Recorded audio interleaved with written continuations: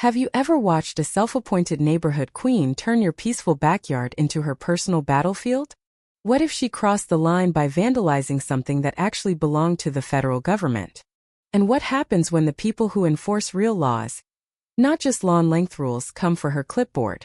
In the picture-perfect suburb of Willow Creek, Florida, everything looked serene on the surface. Palm trees swayed, kids laughed, but the real ruler was Karen Whitaker, HOA president extraordinaire. Karen spoke in sweet tones about community standards and protecting property values, but she wielded her rulebook like a weapon. She'd measure your hedges, inspect your paint, and heaven forbid if your holiday lights were up past January 15th. I was Chief Petty Officer Mike Harlan, recently stationed locally after years at sea. When I bought my house here 2 years ago, Karen decided I was public enemy number 1. She started a whisper campaign claiming my service truck was a commercial eyesore, and that my American flag was too large and disrespectful to the aesthetic. Neighbors started giving me side glances. I was slandered and misunderstood, but I stayed silent, documented everything, and waited. Patience is a virtue they teach in the Navy, so when my CO authorized me to bring the PB-305 patrol boat home for routine maintenance, engine checks, hull cleaning, because base facilities were booked, I did it by the book. Paperwork signed, I navigated the channel and tied her up at my private dock on that sunny Tuesday. The 34-foot gray beauty looked powerful there. A few neighbors came by genuinely curious. "That's a real Navy boat?" they asked. One even brought beers. Day. The next morning I walked out with my coffee and stopped dead. Stuck squarely on the bow was the mother of all stickers. 2 feet by 3 feet of bright orange industrial vinyl screaming "violation" in massive black letters. Below it listed the crimes: unauthorized watercraft, exceeds size limits, commercial vehicle in residential zone. The threat: this vessel will be impounded at owner's expense if not removed within 24 hours. HOA logo and Karen's loopy signature at the bottom. My coffee nearly dropped. This adhesive was designed to destroy paint. It would take solvents and hours to remove without damaging the hull. And this wasn't my fishing boat. This was active duty U.S. Navy property. Federal offense territory. I tried peeling one corner. I felt that familiar burn of frustration but pushed it down. No shouting match today. Karen had just vandalized federal property and threatened impoundment of a military asset. Time for the big leagues. I went inside, called the Shore Patrol directly. An HOA representative has defaced a naval patrol boat at my authorized residence, I explained calmly. The duty officer went quiet, then chuckled. "You're kidding me." 45 minutes later, 2 official SP vehicles pulled into the cul-de-sac. 2 stern uniformed officers stepped out. I showed them the boat, the sticker, my paperwork. They photographed everything. Its head. "This is deliberate damage to government property." They asked for the perpetrator. "Karen Whitaker, 3 houses down," I said. They marched over. From my dock I watched the show begin. Karen opened her door with her usual fake smile. It vanished when she saw the uniforms. Her arms crossed defensively. I couldn't hear everything but saw her gesturing wildly, probably ranting about HOA rules and community standards. The SP stood firm, notepad out. Her face started to crack as they explained this wasn't a local parking ticket issue. The conversation got heated. "But it's an eyesore. It violates Section 4.2 of our covenants." The officer replied coolly, "Ma'am, the United States Navy does not answer to your homeowners association. You've tampered with federal property. That's a crime." That's when her world started to crumble. While the officers were still at her door, my phone buzzed non-stop. Karen had already blasted the neighborhood group chat. "Emergency. Unauthorized military vessel destroying our aesthetic and lowering everyone's property values. We must stand united against this threat." Classic Karen turning her own screw-up into a community crusade. Neighbors who'd been friendly the day before now peeked out windows, whispering. One texted me privately, "Dude, she's calling an emergency HOA meeting tonight." Says your boat is a safety hazard. I just smiled thinly. Let her rally the troops. Sighed. By the time the officers finished with her, Karen looked like she'd aged 10 years in 10 minutes. The lead SP walked back to me, voice low but satisfied. She admitted placing the sticker. Claimed she was just enforcing the rules. He snorted.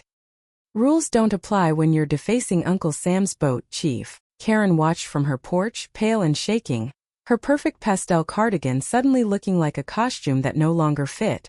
The officers gave her a choice right there on her own doorstep. Federal charges, arrest, court, possible jail time for vandalism of government property, or full cooperation. Pay for professional removal, write formal apologies to me and my commanding officer, and sign a binding document swearing never to interfere with military assets again. She chose the easy way out, because what came next was the slow, delicious unraveling of the woman who once fined a kid's lemonade stand for unsightly signage. I stood there, coffee long cold, watching the Queen realize her little clipboard kingdom had just met the real boss. The officers radioed for a detail crew from the marina that specializes in yacht work. Karen's credit card was about to take a $950 hit, and her reputation? That was about to sink faster than a torpedo. The neighbors started gathering in little clusters, pretending to water flowers but really just staring. Dark chuckles rippled through the cul-de-sac. The same people she'd bullied for years were now seeing her sweat. One whispered loud enough for me to hear. Guess the HOA Bible doesn't cover federal felonies. Oh, the sweet sticky irony. The woman who lived for standards had just become the neighborhood's biggest violation. The professional crew arrived the next morning like clockwork. 3 guys in crisp marina uniforms, solvent kits, and buffers that looked like they could polish a tank.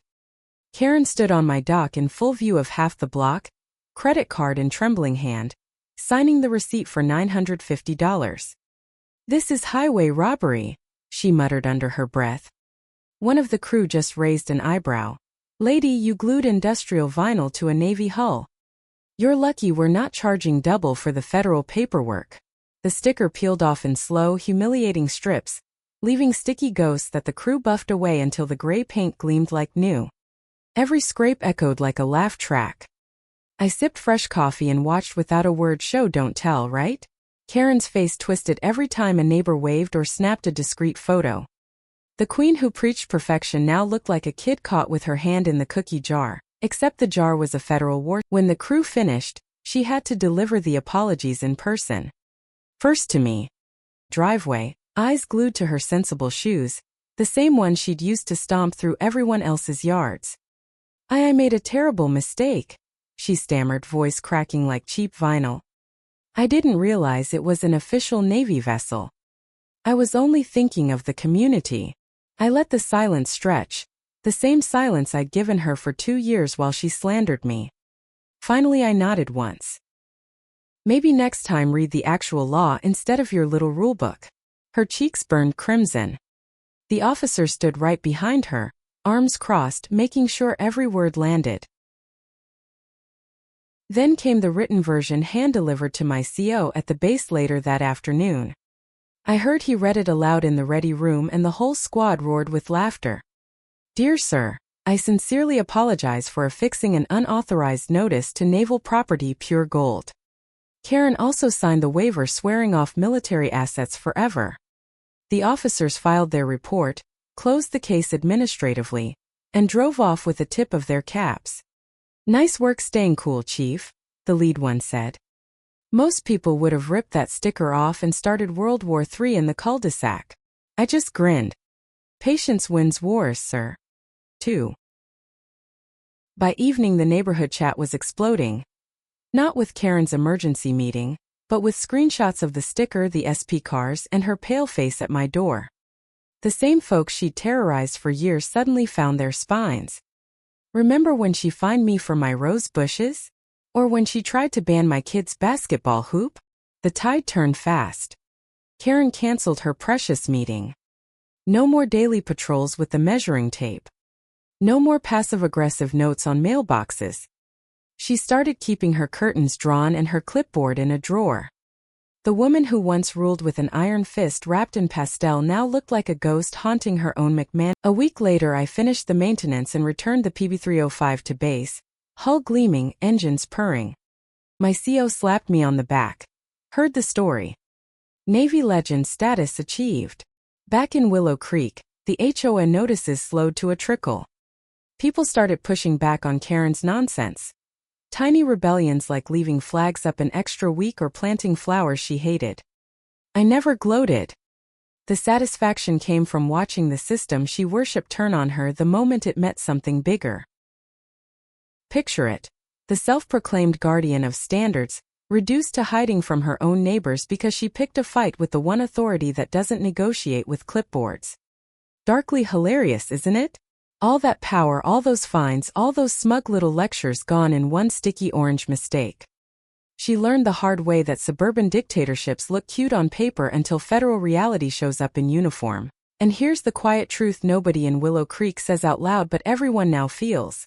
No matter how loud your HOA queen screams about covenants and aesthetics, there's always a bigger rulebook. One with actual teeth. On height. Karen's little empire didn't fall with a bang. It peeled away slowly, sticker by sticky sticker, while the whole block watched and smiled behind their perfectly trimmed hedges. Folks, the takeaway? HOA Karens may rule their little kingdoms with clipboards and fake smiles, but when they mess with real authority, the fall is glorious. Stay patient, document everything, and remember, federal law trumps lawn rules every time. That's my 2 cents. Now go enjoy your freedom.